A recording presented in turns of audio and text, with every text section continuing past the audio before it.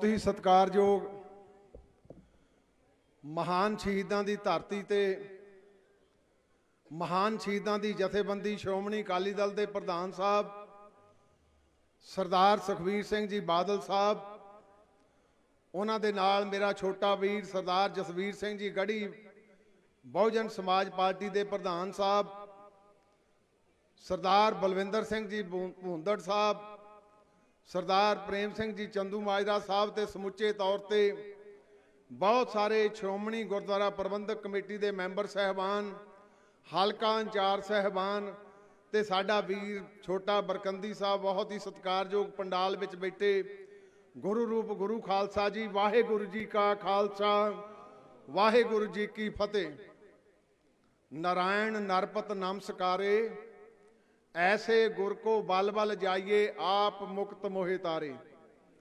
ये जिहड़ी पवित्र धरती ते आपां बैठे हाँ, भावें सिख पंथ दे कोल सब तो महंगी धरती फतेहगढ़ साहब की धरती, जिस धरती ते सतगुरां दे छोटे साहिबजादियां दा माता जी का संस्कार किया गया, सब तो पवित्र ते साडा सुनहरी अखरां दा इतिहास ओहो ही पवित्र धरती श्री फतेहगढ़ साहब आ, जिन्हों माण आ कि छोटियां उमरां दे विच वड्डियां शहादतां, पर जिहड़ा मान तुहाडी धरती नूं बख्शिश कीता गुरु साहब जी ने, ये विलखण अज तक किसी सिख पंथ दे हिस्से नहीं आया।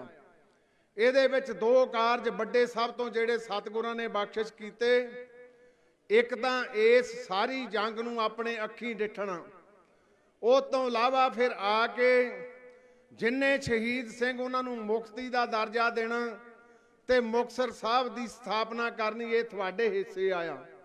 नहीं तो सतगुरु जी का सचखंड श्री आनंदपुर साहब जी की धरती तो चाला पाउणा किवें किवें सारे मेरे तो वध तुसीं जाणदे आ।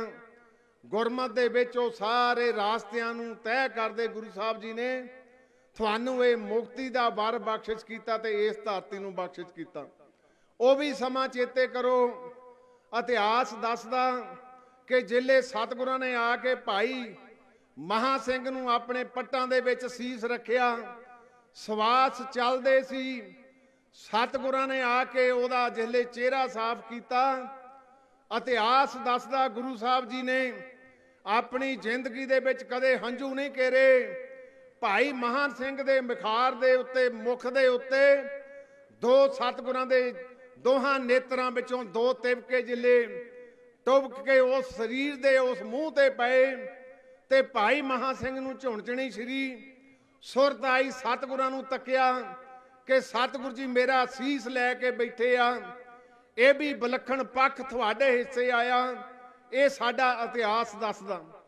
फिर ये भी गल होई कि जिसले भाई मनी सिंह नूं सतगुरां ने कहा मंग की मंगदा, मंग ला इस धरती का जां इस आकाश का कुछ मंगना। ते भाई मनी महा सिंह का सिदक देखो, उन्हें कहा सतगुरु जी हुण तां मैनूं इद वध कुछ भी नहीं चाहिदा, तुहाडे पट्टां दे विच तुहाडी गोद दे विच मेरा सिर आ ते मैं प्राण त्याग रहा, इदों वड्डा मैनूं कुछ नहीं चाहिदा। ते मंगिया की सतगुरु जी जिहड़ा विदावा लिखिया सी ओह पाड़ दिओ।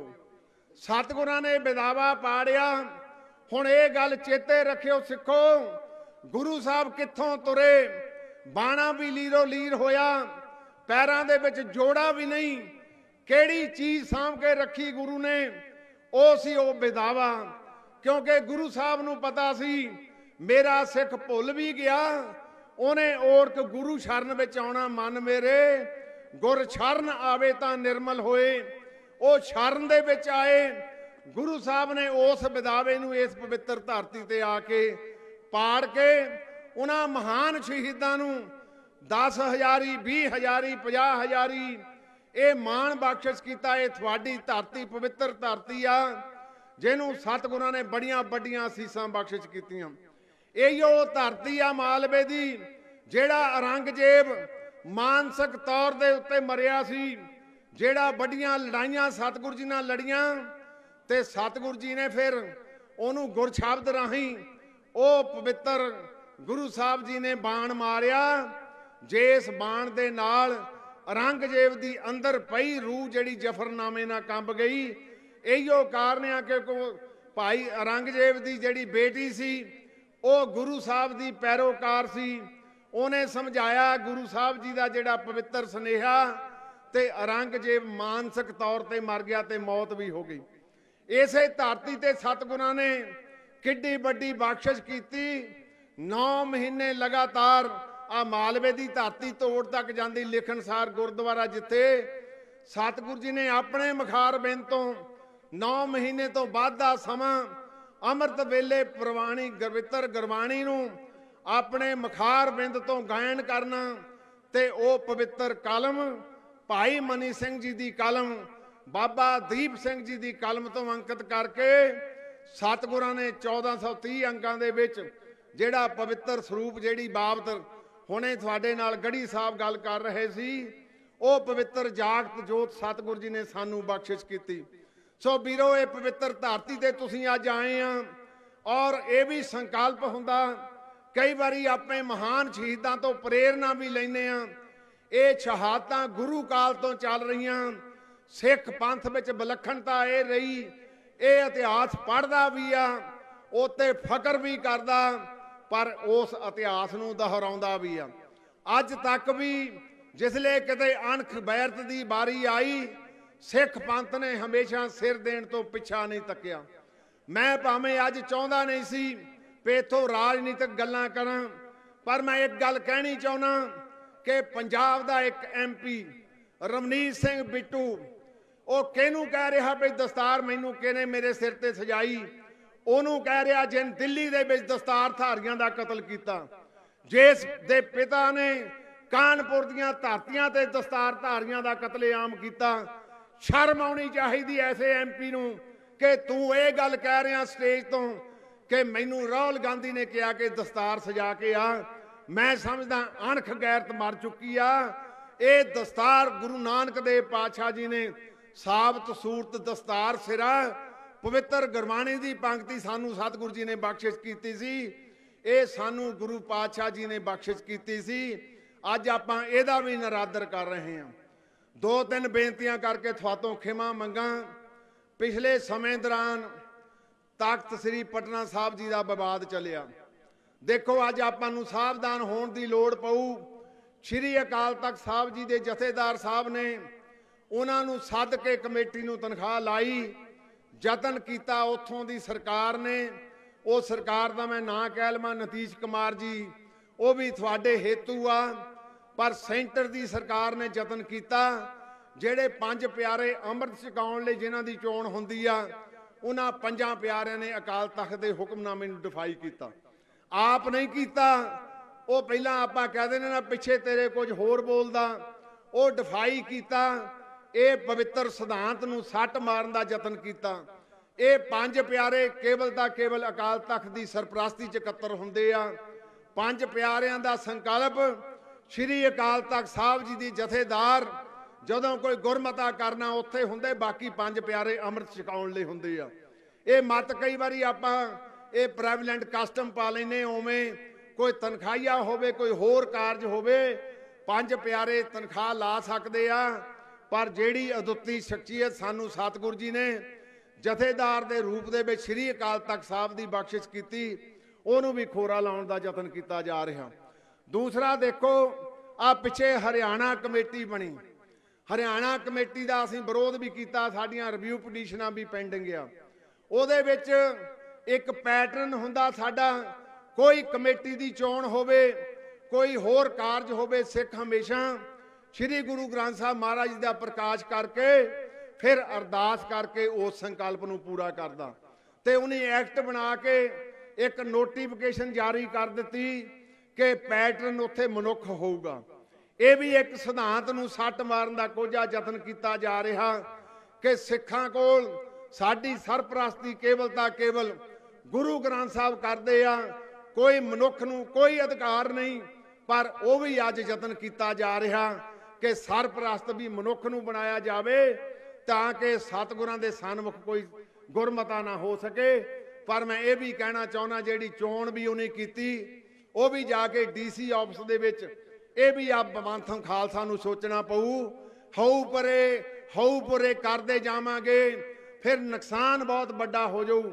ਇਹ ਵੀ ਆਪਾਂ ਨੂੰ ਸੋਚਣਾ ਪਊ।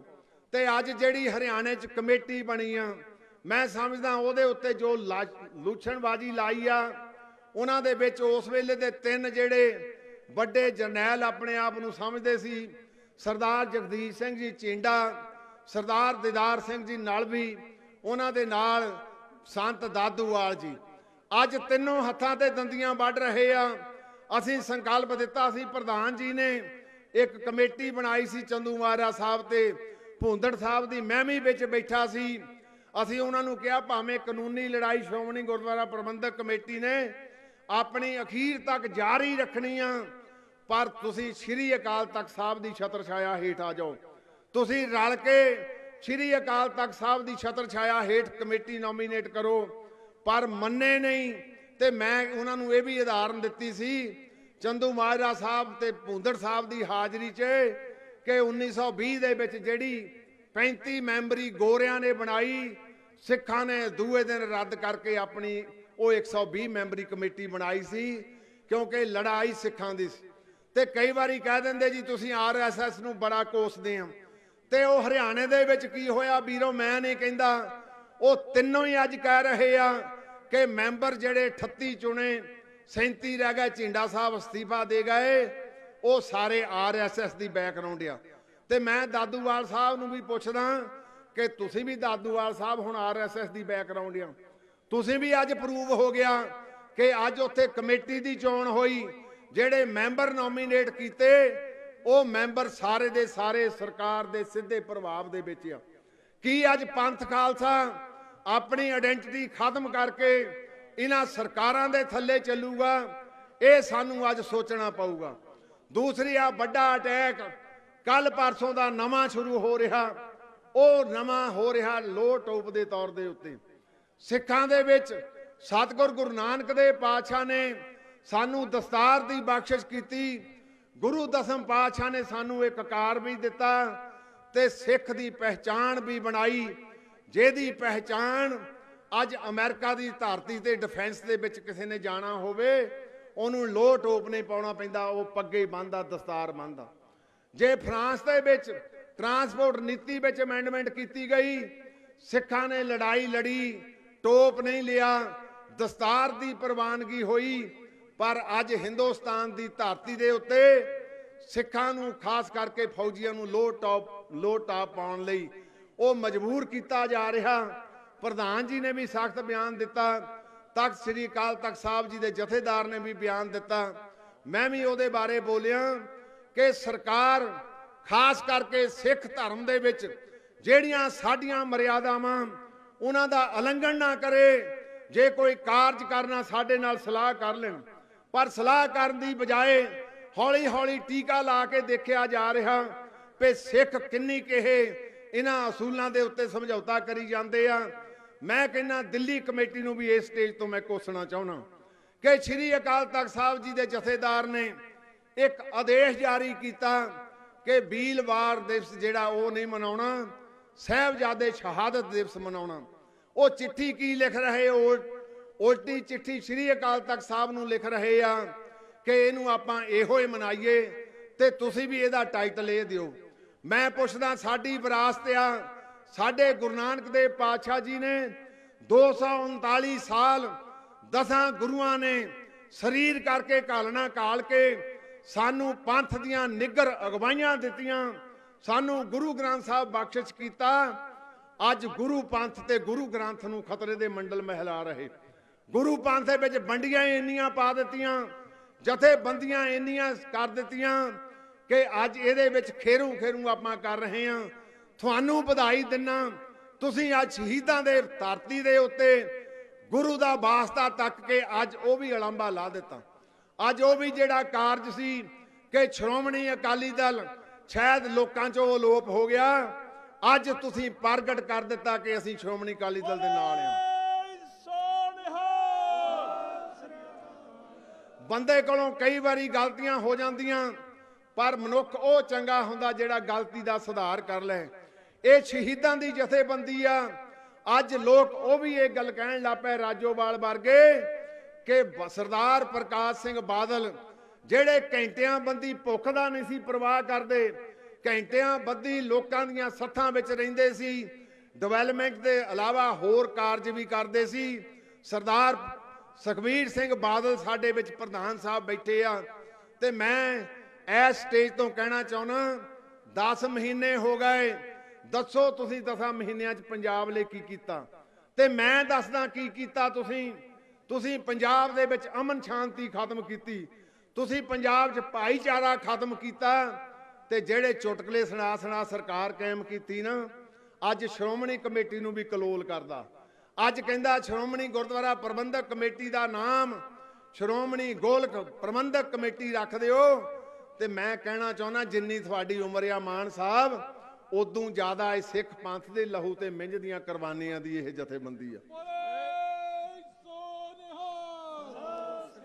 ਅੱਜ ਤੁਸੀਂ ਉਹਨਾਂ ਮੈਂਬਰਾਂ ਨੂੰ ਕਲੋਲ ਕਰ ਰਹੇ ਆ ਜਿਹੜੇ ਕੋਈ ਭੱਤਾ ਨਹੀਂ ਲੈਂਦੇ। ਆ ਸਾਰੀ ਟੀਮ ਬੈਠੀ ਆ ਮੇਰੇ ਸਮੇਤ, ਜਿਹੜੇ ਕੋਈ ਕਿਰਾਇਆ ਨਹੀਂ ਲੈਂਦੇ, ਜਿਹੜੇ ਕੋਈ ਤੇਲ ਨਹੀਂ ਲੈਂਦੇ। ਤੇ ਤੇਰੇ ਤਾਂ ਬਹੁਤ ਨੁਕਸਿਆ, ਤੇਰੇ ਤਾਂ 2-3 ਮੰਤਰੀ ਆ 2-3 ਮਹੀਨਿਆਂ 'ਚ ਸ਼ਿਕਾਰ ਹੋ ਗਏ ਕਰਪਸ਼ਨ ਦੇ। ਤੁਸੀਂ ਉਹ ਸਰਕਾਰ ਆ ਜਿਹੜਾ ਮੰਤਰੀ ਹੈਲਥ ਮਿਨਿਸਟਰ ਬਣਾਇਆ, ਜਿਹਨੂੰ 3 ਸਾਲ ਕੈਦ ਹੋ ਚੁੱਕੀ ਆ, ਉਹ ਵੀ ਘਰ ਦੇ ਪਰਿਵਾਰ ਵਿੱਚੋਂ ਜ਼ਮੀਨ ਹੜੱਪਣ ਦੀ। ਵੀਰੋ ਅੰਤ ਦੇ ਵਿੱਚ ਮੈਂ ਨਿਮਰਤਾ ਸਹਿਤ ਬੇਨਤੀ ਕਰਦਾ ਤੁਹਾਨੂੰ ਸਾਰਿਆਂ ਨੂੰ ਕਿ ਆਪਾਂ ਸ਼੍ਰੋਮਣੀ ਅਕਾਲੀ ਦਲ ਇਹ ਜਥੇਬੰਦੀ ਸ਼ਹੀਦਾਂ ਦੀ, ਸ਼੍ਰੋਮਣੀ ਗੁਰਦੁਆਰਾ ਪ੍ਰਬੰਧਕ ਕਮੇਟੀ ਤੁਹਾਡੀ ਆਪਣੀ ਜਥੇਬੰਦੀ ਜਿਹੜੀ ਲਹੂ ਤੇ ਮਿੰਝ ਦੇ ਨਾਲ ਬਜ਼ੁਰਗਾਂ ਨੇ ਸਿੰਚੀ ਸੀ, ਇਹਦੇ ਉੱਤੇ ਜਿਹੜੇ ਕੋਈ ਕਟਾਕਸ਼ ਕਰਦਾ, ਤੁਹਾਡਾ ਵੀ ਫਰਜ਼ ਬਣਦਾ ਕਿ ਤਕੜੇ ਹੋ ਕੇ ਆਪੇ ਉਹਨਾਂ ਦਾ ਜਵਾਬ ਦਈਏ। ਅੰਤ ਦੇ ਵਿੱਚ ਆ ਸਮੁੱਚੀ ਟੀਮ ਜਿਹੜੀ ਮੁਕਤਸਰ ਦੀ ਖੜੀ ਆ, ਸਾਰੇ ਸੀਨੀਅਰ ਆਗੂ, ਉਹਨਾਂ ਸਾਰਿਆਂ ਦਾ ਬਹੁਤ ਬਹੁਤ ਧੰਨਵਾਦ। ਵਾਹਿਗੁਰੂ ਜੀ ਕਾ ਖਾਲਸਾ, ਵਾਹਿਗੁਰੂ ਜੀ ਕੀ ਫਤਿਹ।